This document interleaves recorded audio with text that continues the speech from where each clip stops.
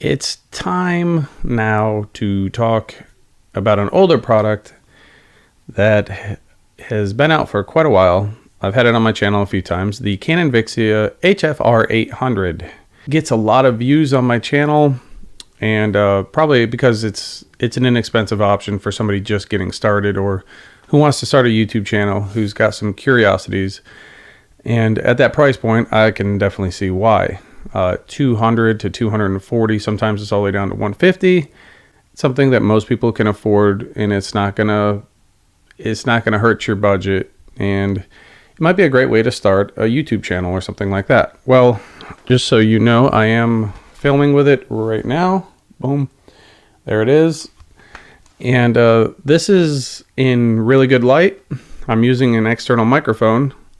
One quick thing, the external microphone has to have its own power source. In other words, it has to have batteries in it. It's got to be providing its own power to pick up the audio. Because if you use, say, something like this with no power sources, it's just a standard shotgun mic that you would mount on top of a camera in the hot shoe and plug it in, and this will not work on there, or any like little lapel mic or anything like that, unless it has its own power supply. So that's very important to note. Just a little enhancement that I like to use in all my videos so they all sound similar.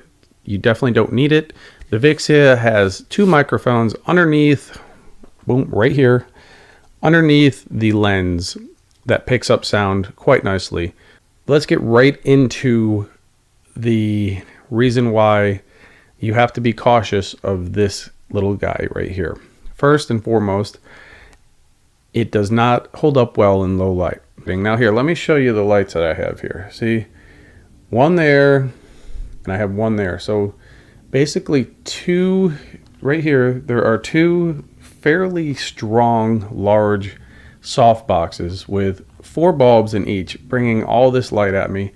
And then I have these track lighting up here, which is just basic 4 lights shooting down just to light this and give it a nice little look.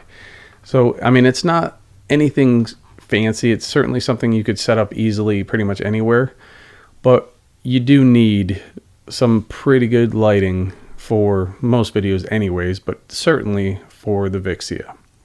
So this is the image of the Vixia with about half the light coming in. And now I have no forward facing lights. I just have an overhead ceiling light, and I do have some lights up behind me. Okay, now this is just normal indoor lighting, an overhead light. I don't have any natural light coming in here except for a little bit coming through these blinds, but this is some very average to normal indoor lighting that you can expect. And as you can see the image here, and the reason this is important is because I'm trying to give you all the facts about this device if you're interested in buying it. I don't want to just show you the best parts of it, because it does definitely struggle in lower light. So as you can see here, let's say if you were filming a concert, or you were, anywhere where you didn't have really good light, this is what happens to the image as it starts to deteriorate. And this is what the audio is like on it with no microphone attached. This is just straight into the onboard microphones of the camera, which are placed directly underneath the lens, which is fantastic because that's exactly where you would be talking into. So great job with the location of the onboard microphones. I just personally like to use my own microphones, so my videos have a very consistent audio. So, however, as you can tell here, you can use the onboard and it will work fine, especially if your budget is only the camera and a memory card. Hopefully that answered some questions for some people out there, and that's basically the whole point of this video, to show not only the strengths and the potential of this small and inexpensive device, but to also show the shortcomings and why it is so inexpensive. So, I hate to make videos where a device looks fantastic. Like, I made the video of this about a year ago, and I was in it had perfect lighting all day.